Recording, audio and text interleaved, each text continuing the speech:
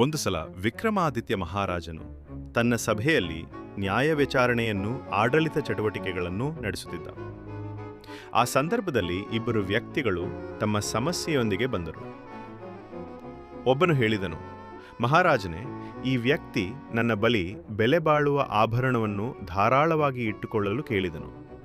ನಾನು ನಂಬಿಕೆಯಿಂದ ಕೊಟ್ಟೆ, ಆದರೆ ಈಗ ಅವನು ಮರಳಿಸಲು ನಿರಾಕರಿಸುತ್ತಿದ್ದಾನೆ.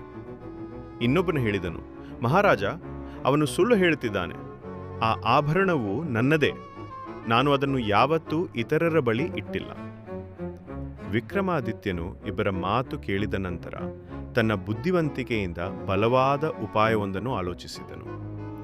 ಅವನು ಆಭರಣವನ್ನು ತರಿಸಿ ನೋಡಿದನು ಮತ್ತು ತಮ್ಮ ರಾಜಮಾತೆಯ ತಕ್ಷಣದ ಪರಿಚಯದಿಂದ ತಿಳಿಯಿತು ಅದು ಯಾರದು ಎಂಬುದು.